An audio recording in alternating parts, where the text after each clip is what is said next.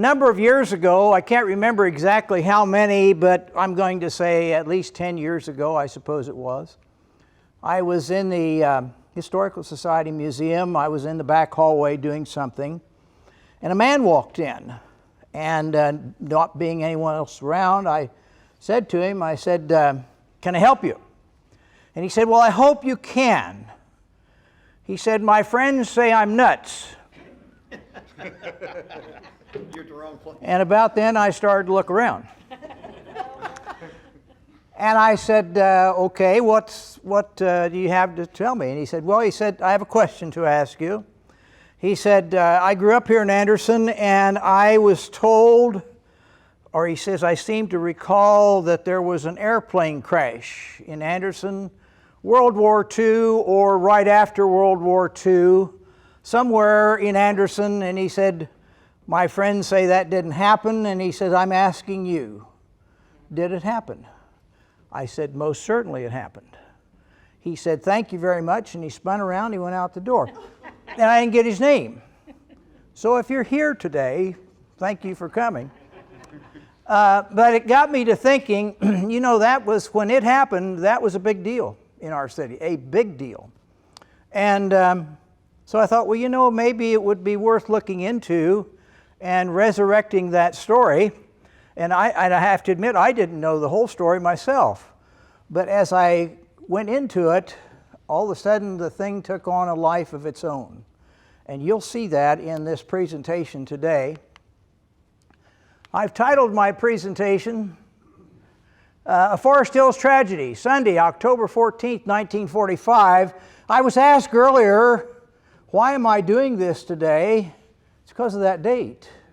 We're right up on the anniversary, and every year I try to do this somewhere on that anniversary date, or as close to it as I can, just out of remembrance of the event. 14-year-old John Staton had been away from home that Sunday afternoon, working on a Boy Scout merit badge. When it was time to go home, he called his mother to have her come and get him. However, the phone made strange sounds when he dialed his number, and he was unable to reach her. He then called his friend Bob Miller, who lived at 1003 Forest Drive near his home in Forest Hills. When Bob heard John's voice, he told him to hold because Bob's dad wanted to speak to John. When Warren Miller came to the phone, he asked John's whereabouts, and then he told him to stay there and that he would come and pick him up. Nothing more was said. John's younger sister, Mary Sue, was sitting on the sofa in the living room of their home at 1324 North Drive with her mother, who was reading a book to her. Suddenly, an awful roar from above the house made both of them flee to the dining room. 7-year-old Charles Gilmore remembered visiting relatives in the Belmont addition south of 25th Street near Guide Lamp when he heard the loud noise of a plane's engine flying low over the neighborhood. This is the Belmont addition. That's the former Guide Lamp site. By the time he got outside, the plane was out of sight. 15-year-old Jim Jackson, yes, that's my brother, was playing football with his friends in a vacant lot on Sycamore Street between 11th and 12th Streets. Off in the distance, they heard the laboring sound of a plane's 2,300 horsepower engine, followed by the sound of a crash. They were playing in a lot here in this area, and he looked and he saw the plane here. 14-year-old Frank Phelps was caddying at the Anderson Country Club that afternoon and describes seeing Busby's plane do 2 inside loops off to the south of Forest Hills, about where Sycamore Street is located. Incidentally, this photograph was taken on an October 14th. I wanted you to see all of these color photographs are taken on an October 14th. Jim Jackson also remembers seeing the low-flying plane heading north up Sycamore Street from where he was playing football with his friends in a vacant lot on Sycamore. Phelps remembers seeing the plane make a 3rd loop just north of Forest Hills and seeing the plane not pull up out of the loop and then hearing the sound of a crash.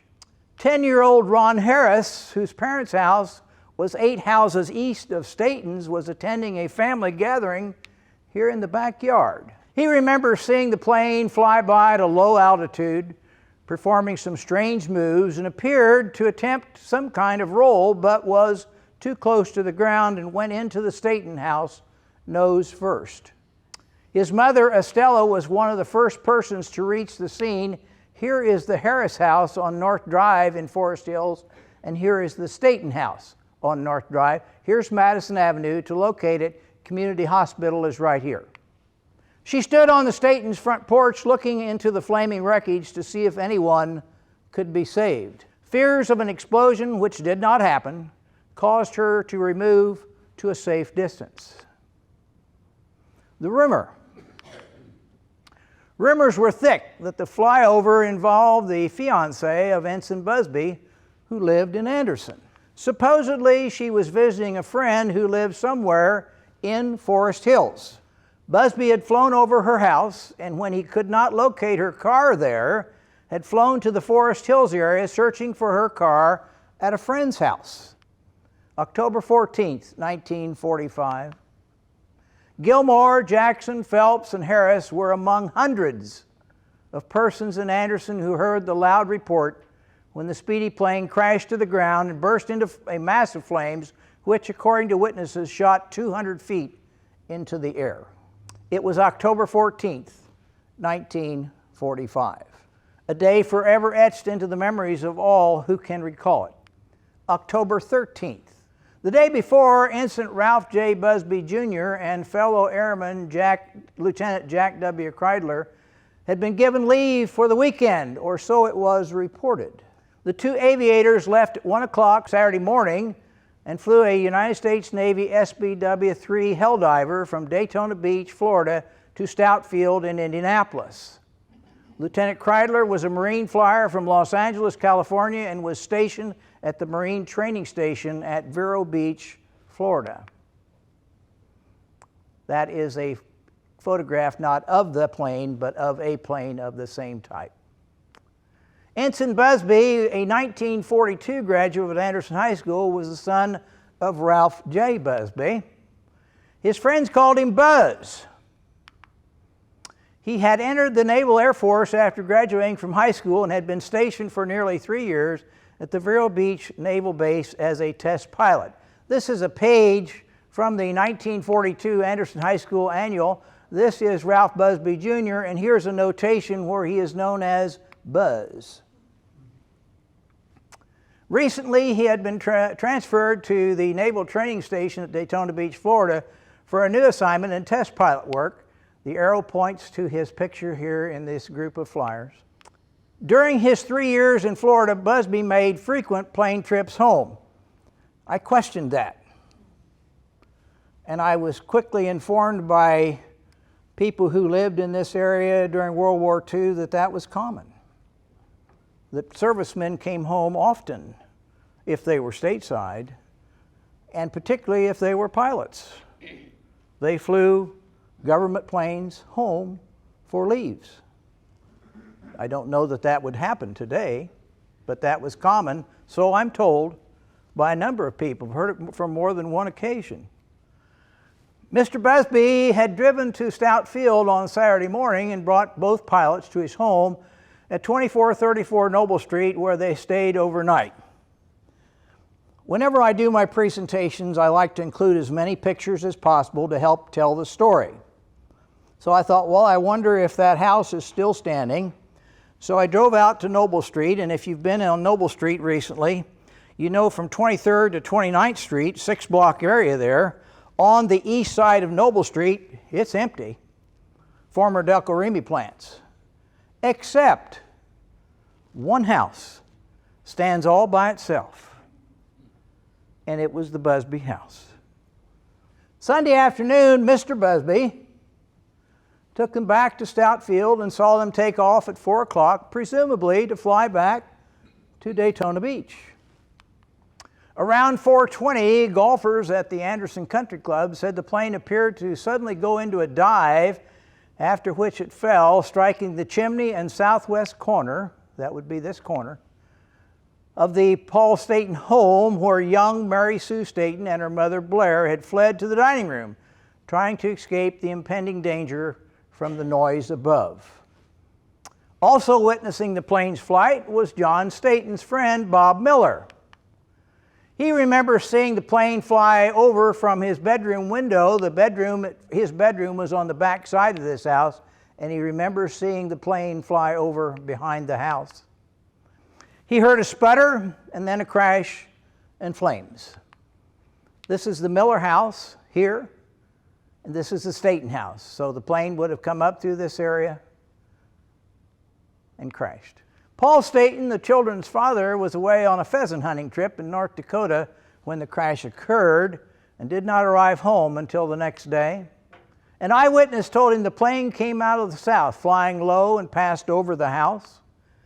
After rolling over, that is, flying upside down, it turned and came back towards the house and hit it. This according to an eyewitness and according to the family from their father.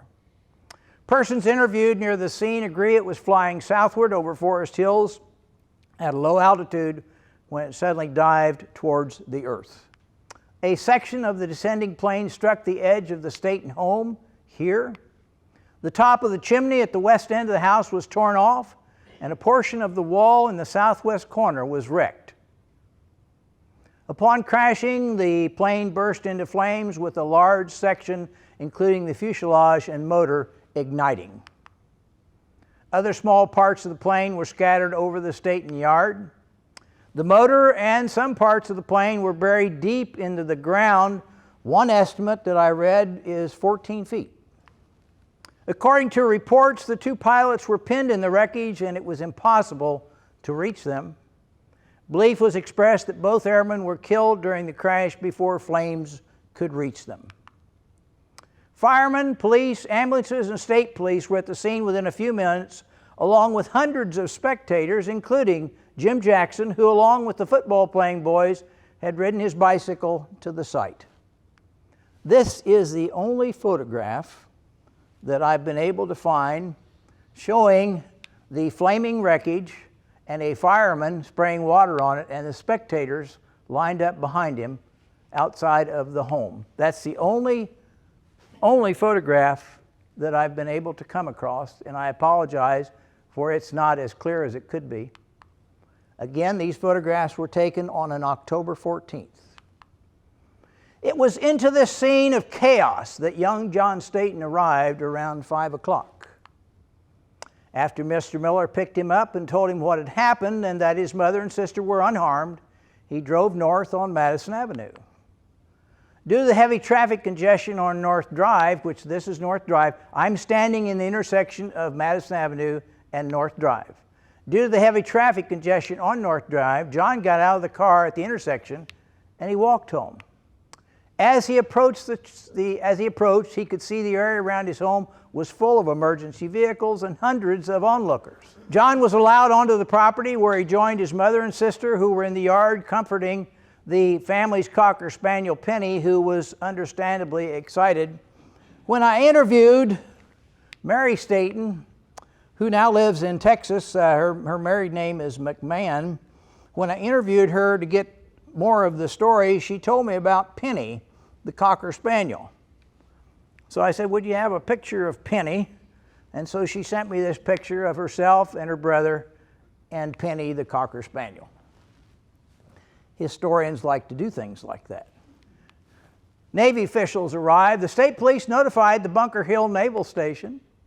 Authorities issued orders that nothing should be disturbed until their people arrived. Shortly after 6 o'clock, an Army officer from Stout Field arrived and remained on the scene until Navy officials arrived and took full charge later in the evening. When John Staton arrived at his home that Sunday afternoon, October 14th, 1945, there were fire trucks, but no fire. The yard was full of a colored water, he said, most likely a mixture of fuel and oil from the downed aircraft and foam fire retardant and water employed by the Anderson Fire Department to put out the flames from the crash. In other words, the yard was filled with that water. He recalled seeing a fireman walking the yard carrying a bushel basket, picking up pieces of metal. The firemen cleaned everything up fairly quickly and remained on the scene until the wreckage was removed. State Police, Anderson Police, and Madison County Sheriff Etchison were on the scene and acted upon orders from the naval authorities to keep spectators away from the wreckage. It wasn't until after the Navy authorities arrived that the airmen were removed from the wreckage. They were taken to the Bunker Hill Naval Station near Peru. Some parts of the plane were taken there as well. Official word received. According to the family, official word of the tragedy reached Mr. Busby in a message received by him on Tuesday, October the 16th. Remember, the crash was on Sunday, October the 14th. It read in part, quote, "Deeply regret to inform you that your son, Ensign Ralph J. Busby, has been missing from this station since 1 o'clock Saturday morning, October 13th, and is presumed to be dead in a crash which occurred in Anderson, Indiana at 4:45 p.m., October 14th. Delay in reporting necessary because positive identification not established. Will keep you advised." Close quote. That was his notification from the Navy. Although Mr. Busby felt that the plane wrecked was the same one his son and companion were flying, no confirmation of his son's death was received by him until the forenoon of Wednesday, the 17th. At noon that same day, Ensign Busby's body arrived in Anderson at the Waltz and Heidi Funeral Home. In addition to his father, Ensign Busby was survived by his mother, Mrs. Catherine Busby of Hollywood, Florida. Military rites were held at the funeral home on Sunday at 2 p.m. Interment followed at East Maplewood Cemetery. Etched into his headstone is a military aircraft in flight and the insignia of a naval aviator. Pictures of Ensign Busby in his flight gear and in civilian clothes. Nice looking young man, nice looking young man. That is his headstone today. You see the ground has been disturbed around it. And here's his father here in front of him, but the ground is disturbed because several years ago when I went out there to visit the grave to take the pictures, this is what I found.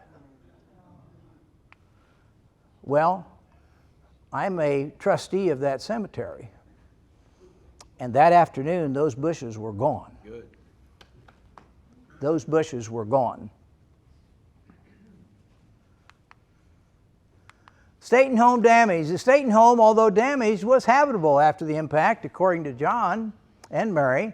John remembers the living room being charred but not burned, apparently from the flames that reached the inside during the plane's initial contact with the house.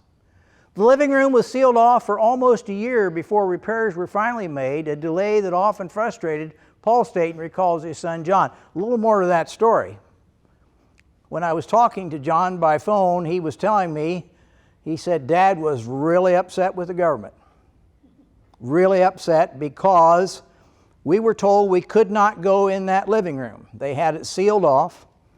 And he says, so we had to live in the rest of the house. And the house wasn't very big, as you could see. He says, we're not allowed to go in that living room until they authorized the repairs. It took a year for the authorization to come. A year for the government to authorize the repairs. Then the repairs were made. Then they were able to use the house. The government's reasoning was we had to investigate the cause at fault. Why? During the research for this story, one question came to mind.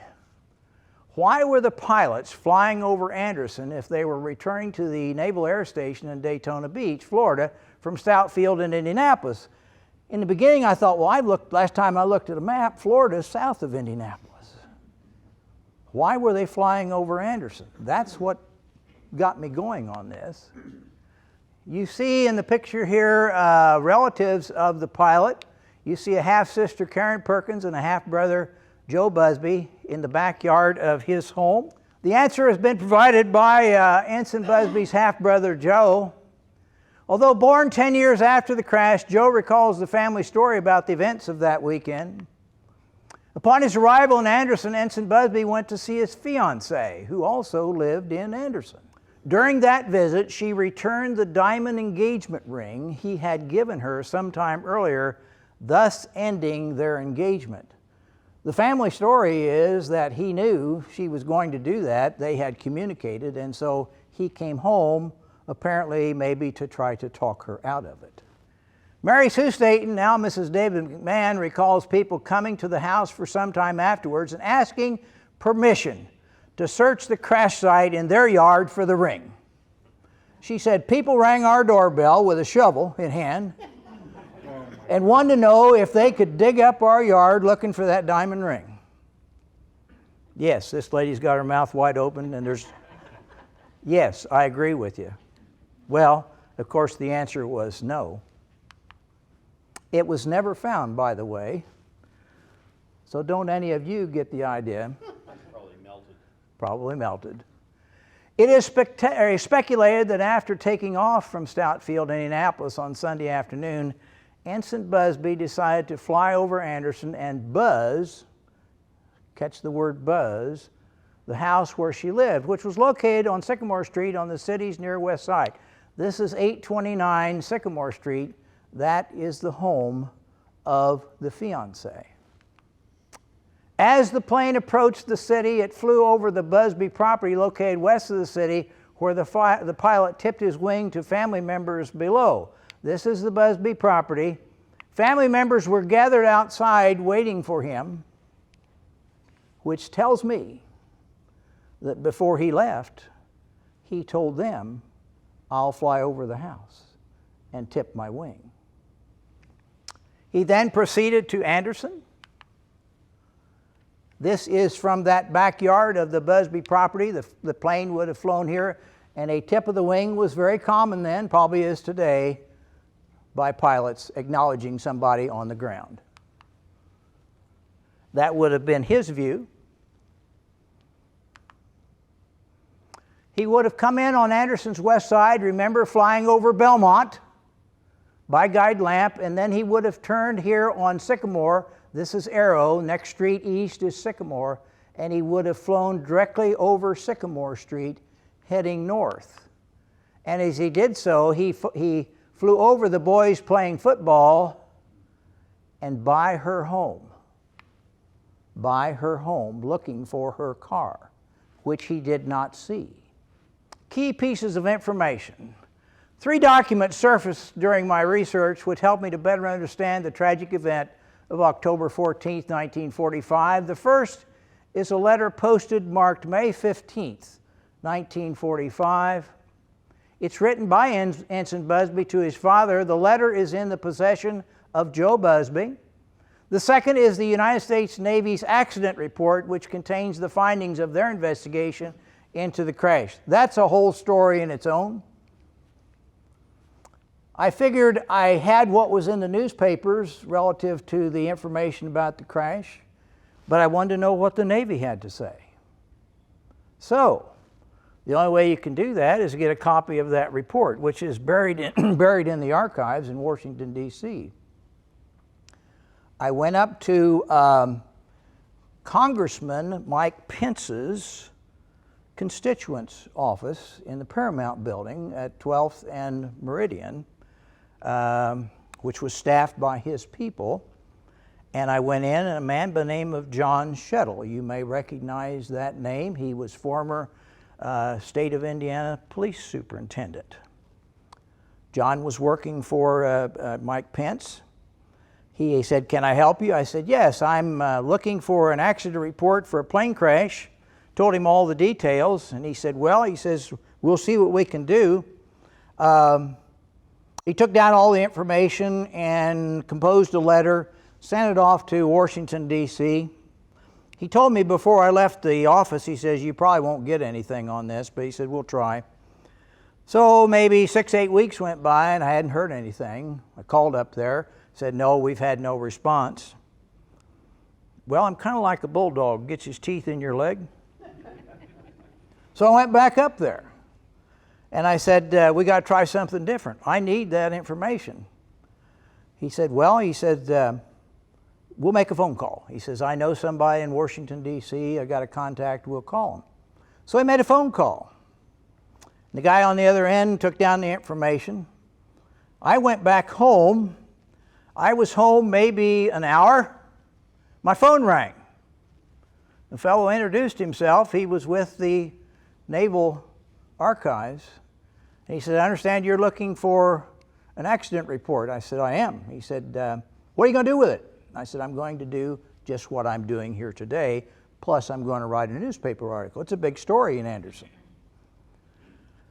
Okay. He says, I'll see what I can do.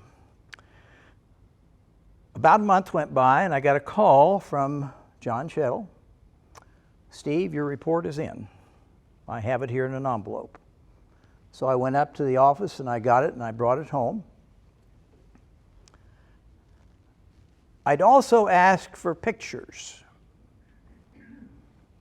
because I know that when the Navy came to investigate that Sunday night, they had to bring a photographer. It's a crash. They had to. So there has to be pictures. So I asked for the pictures, and he said, oh, we have no idea where those are at. You know what flashed in my mind? How many of you have seen the movie Raiders of the Lost Ark? Yeah. Do you remember the final scene in that movie? It's a warehouse. Yeah. And there's a fork truck disappearing, and it's got the box with the Ark of the Covenant in it. Yeah. Story. And that fork truck makes a turn down an aisle, and then the screen goes blank. That's the end of the movie. Telling you that nobody will ever see that again because it's stored in a government warehouse in Washington, D.C. That's what I envisioned in the pictures I were after. They're probably on that same fork truck right next to the Ark of the Covenant. Yeah. The third document was Ensign Busby's flight log, also in possession of Joe Busby, and it revealed the answer to one of my questions. Ensign Busby's letter. This is the envelope, handwritten by Ensign Busby from Vero Beach, Florida, to his father, dated in May of that same year. We begin with a letter written from the Naval Air Station at Vero Beach, Florida, postmarked May 15, 1945, by Busby to his father. It contains the typical information one would expect from a serviceman writing home. However, two entries have a bearing on the events that transpired in Anderson later that fall. Busby's parents did not live together. This is Catherine, his mother, and Ensign Ralph Busby at her home in Florida.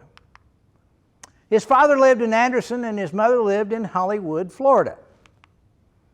In the letter, Busby mentions receiving a letter from his mother, and he goes on to say, quote, I flew down to Hollywood twice and zoomed her house and flew low over the beach at about 275 miles per, but I must quit or and I have an expletive deleted there, will be in a sling and I will be paying about $2,000 fine. So he zoomed her house. Remember his nickname? Buzz. This ties together. The second entry refers to his fiancée by her first name. I didn't know who she was. Busby wrote about where the couple would live after they were married and a logistical problem he would incur in living off base. As we know, the engagement was later broken off by her, which Busby family members speculate was the reason for his trip home in October. This is the letter that he wrote to his dad. And you see here the arrow pointing to the name Jeannie. That was my first clue as to the fiancée's name, because in researching this story, I wanted to know every detail I could find, and her name was important to me. He then goes on to say that he talks about flying down to see his mother in Hollywood, Florida, and then he mentions the Jeannie again in the letter to his dad, so there's two references to the fiancée by the name of Jeannie. And he signs it Love, Ralph Jr. The United States Navy Accident Report. The Navy report contains the official findings of the accident written after conducting their investigation. It contains many facts, statements, and conclusions, which I've compiled into a more reader-friendly version format. The report looks like this. This is what I received. All kinds of information on it. And then on the back, just one page, and on the back side, it looks like this. And in this area right here, I'm pretty good at deciphering handwriting. I've done so much of it in my work as county historian. I've had to learn a lot of tricks about deciphering handwriting. But there were 3 words in here that I still, to this day, cannot decipher. It begins this way. It says the aircraft in SBW-3 number 21510 took off from Vero Beach, Florida at 19 minutes after midnight on Saturday, October 13, 1945. This is a picture of the Vero Beach Naval Station. The flight was duly authorized to Indianapolis, Indiana, with Kreidler as the pilot. The aircraft stopped at Daytona Beach, Florida, and after a few minutes took off with Busby as passenger, who thereafter was AWOL, absent without official leave. Ain't love grand? The plane landed safely at Indianapolis Stout Field at 10 minutes before 6 that morning. At 4:30 on Sunday afternoon, October 14, 1945, return clearance was filed with Kreidler as pilot and Busby as the passenger.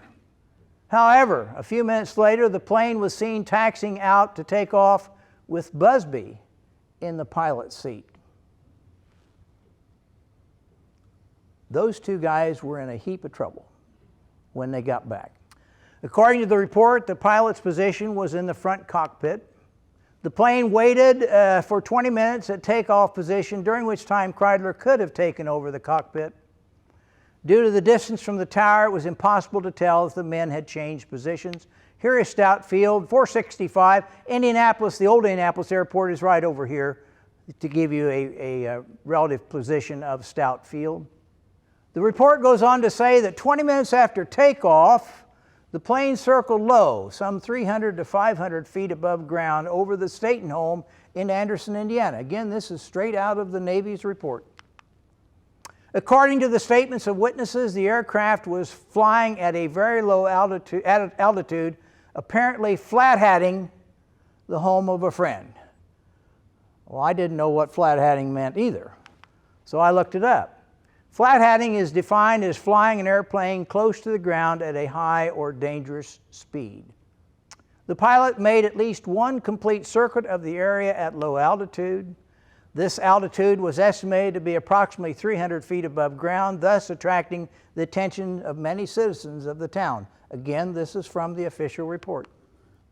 After the pilot had flown over the house of his friend at the very low altitude, he attempted a steep vertical turn and the aircraft entered a high-speed stall.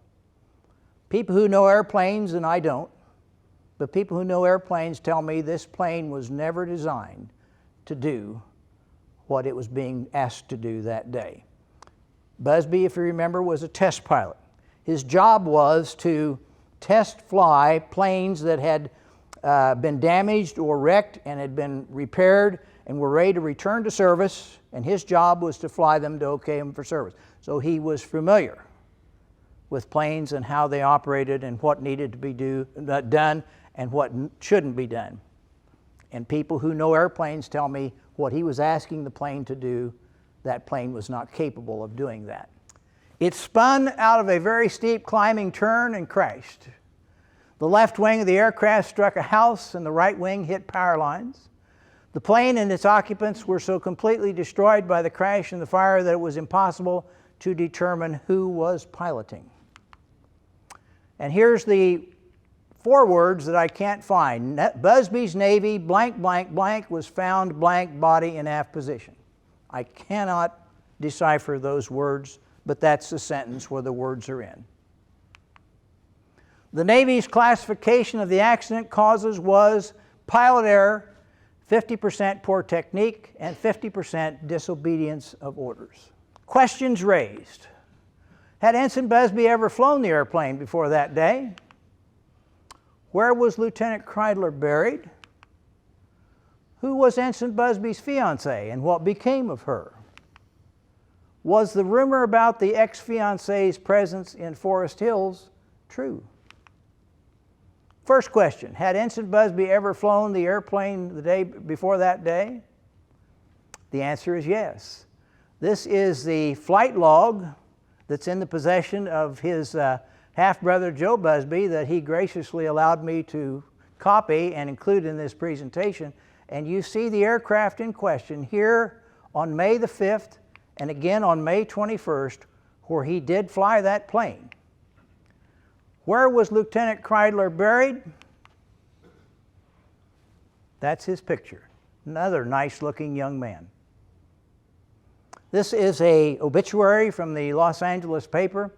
Funeral services for Lieutenant Jack Kreidler, 26 of 1924 Thomas Street, Marine Corps pilot who was killed in an airplane crash near Anderson, Indiana, October 14th, will be conducted by Forest Lawn Mortuary at 10 a.m. tomorrow in the Little Church of the Flowers. Cremation will follow. He leaves his widow, Theorose, a daughter, Leah, his father, John W. Kreidler, and his sister, Mrs. Mary Penzer. He was born in 1920 in Miles City, Montana. In 1930 and 1940, I find him in the census, living in Los Angeles, California. He married Theo Rose Agnes Jerome, and she was born 1923, and she lived until 1990. One daughter, Leah Marie, was born April 13th, 1942. More about her later. October 23rd, 1945, the funeral service at the Forest Lawn Mortuary, and he was cremated. Survived by a widow, daughter, father, and sister. What happened to the fiancée? She remained in Anderson for all but the final year of her life. She was a member of the Anderson Board of Realtors and the Women's Council of the National Association of Real Estate. She served as commissioner of the Grunwald House. She married a local man, and she was the mother of 2 children. After a brief illness, she passed away in Florida at the age of 54 and is buried here in Anderson. Her husband, Frederick, and children, Rhonda and Brian, survived her. She was the daughter of Charles and Gertrude Yotta. She had 4 sisters and 5 brothers. In 1940, her brother Glenn lived with his wife Margaret at 2409 Noble Street in Anderson. It's a double. They lived on this side. But guess what? Guess what? Busby lived here. Makes you wonder, is that how they met? Who was Ensign Busby's fiancée? I looked and looked and looked and looked. I talked to contemporaries of theirs who I know. Some are no longer here. You'll see names at the end of people I interviewed for this. Some could remember her first name.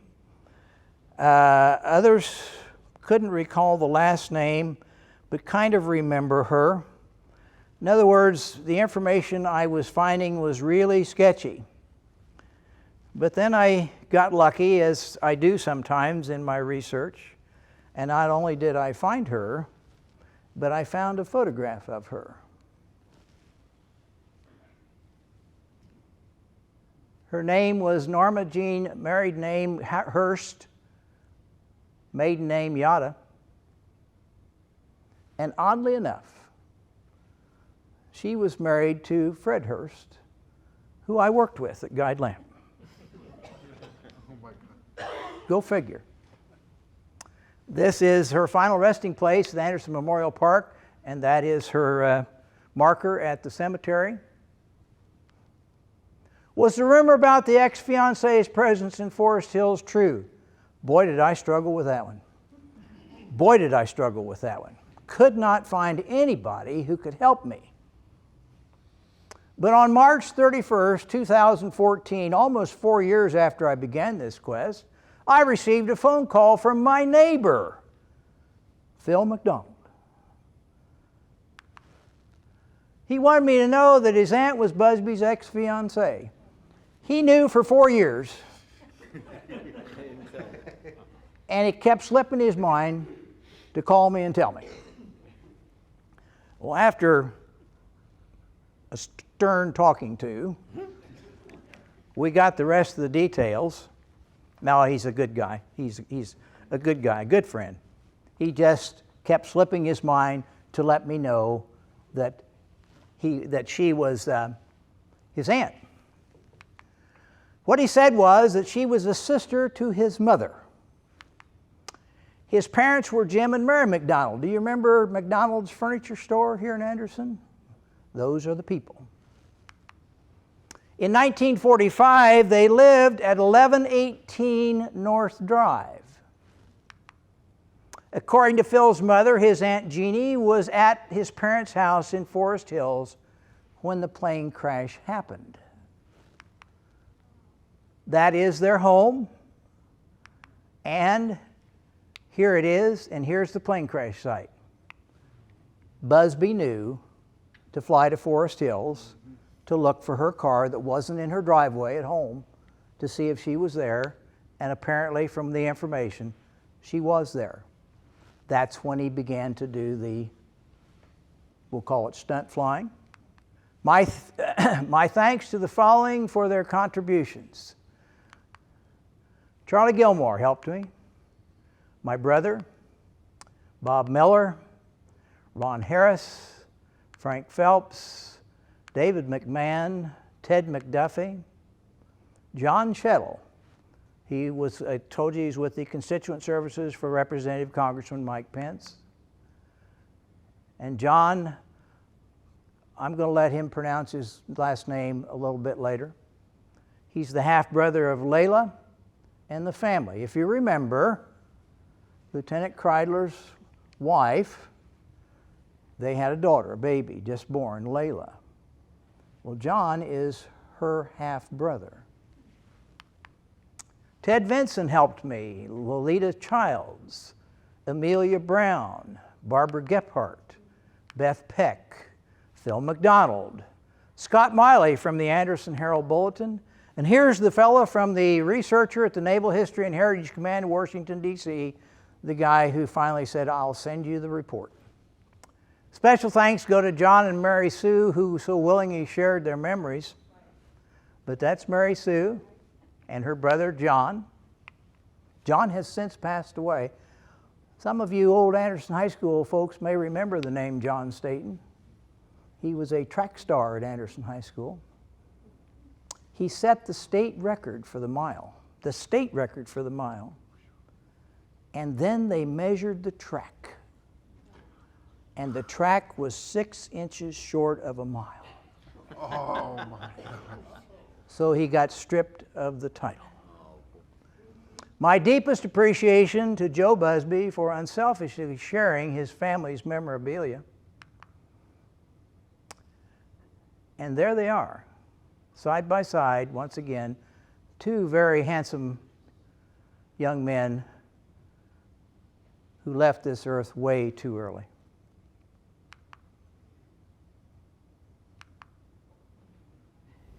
I was to do this a year ago, and I got COVID. And I had been contacted by Lieutenant Kreidler's relative who lived in Los Angeles. And he had seen this story on the internet. And so he called me, and he said, I would like to come to Anderson and lay a wreath at the site of the crash. And he said, I want to attend your presentation. And I said, fine, we'll do that. Well, as I told you, I got COVID. That ended the presentation, but he came anyway. He and his wife, they laid a wreath at the site of the crash, and then they went back to California. And I thought that would be the last of that. But earlier this year, he began to communicate with me again that he wanted to come again. And I heard no more from him until this morning. This morning I get, and what I had planned to do, had we had this presentation last year, I was going to do what's now going to happen. I got a call early this morning from Joe Busby. Joe said, I see you're going to do that presentation today. I'd like to come. I said, you're welcome to come. He says, I want to bring some memorabilia. They are parts of the plane. and the flight log.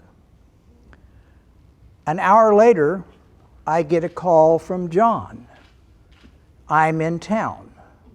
I'm coming to your presentation. So please allow me to introduce to you the two relatives of the pilots. Stand up, fellas.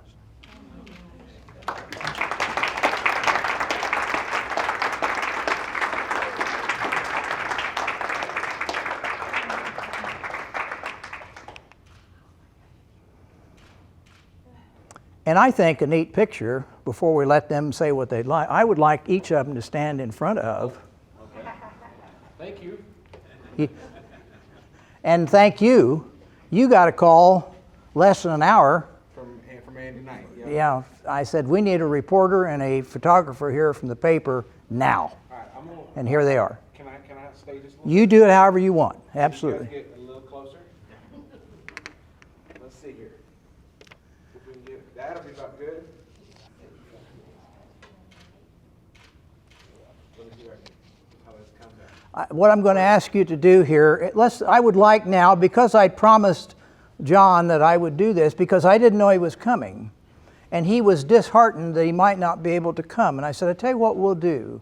Around 11:30, I'm going to ask the group to stand in a moment of silence.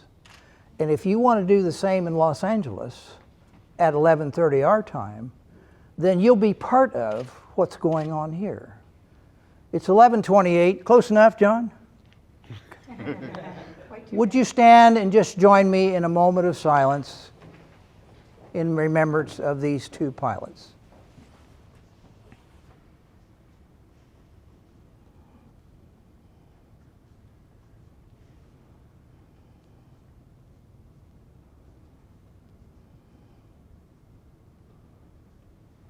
You may be seated. Thank you for observing that with us. And now I'm going to allow the two fellows to answer any questions that you might have or offer any information that I didn't offer. One thing I'd like to say. Yeah. The parts that was blotted out that you couldn't read those. Yes. My mother told me that they didn't know who was in, they could not recognize the bodies, but they found the remains of my brother's wallet in the rear compartment. In the rear compartment? Yeah. Okay. Okay. That's all I know, and I don't know if that was what that was or not. Yeah. Well, that's helpful, though. Yeah. Thank you, Joe. Anybody have a question, or do you fellows just want to say a few words? Do you guys live around here, or do you live somewhere else? I live about by lapel. Oh, okay, me too. Los Angeles. Oh, wow. He came here all the way from Los Angeles for this. I had a bicycle. And John, tell him last year what happened on your return trip to Los Angeles. I hit a 400-pound deer, 400 70 miles an hour. Did you get any venison from it? I tried. My daughter called me, go back, Dad, and get it. And so I went back, it was gone. Yeah. What city in Los Angeles, city in California, is your home? Palmdale, California. Palmdale. The high desert. High desert. Okay. Any other? This afternoon you're going to have all kinds of questions. I know that. Well, thank you for coming. Yeah. So, Yeah. you would just clarify your relationship Okay. to the two. Ralph Jr. is my half-brother. He's my dad's oldest son.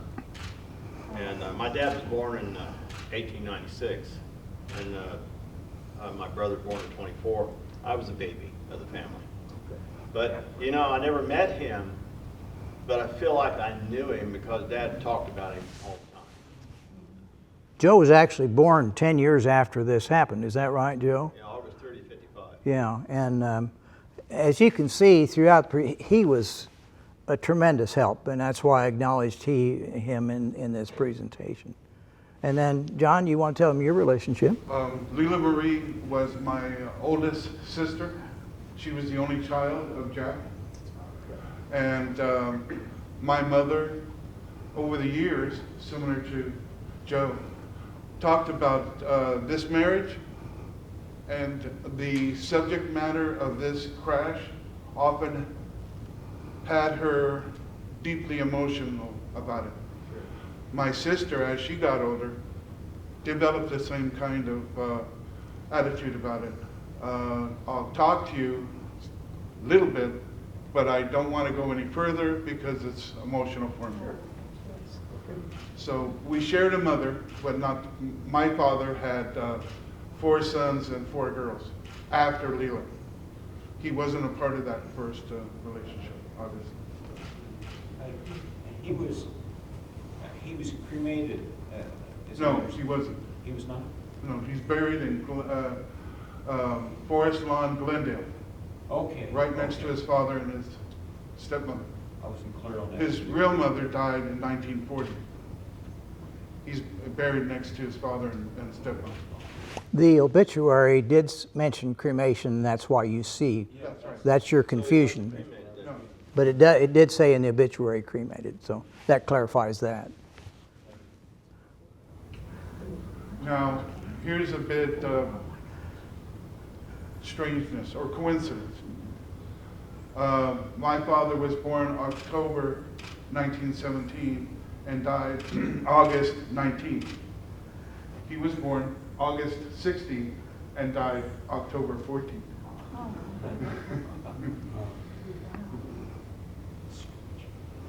So I thought that was amazing. Yeah. Plus, I have a niece named Jenny and a sister named Jean.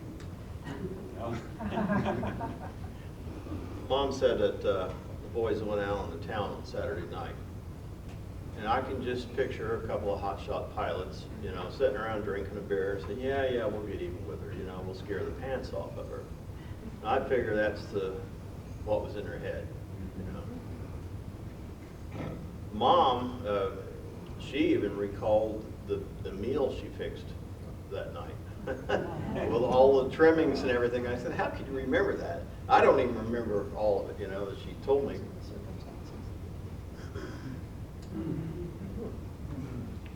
Jack was looking forward to getting home to his daughter, 2-year-old daughter.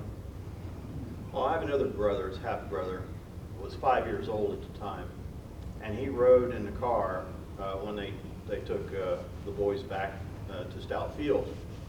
And it was the first time my brother Richard had ever met Ralph Jr.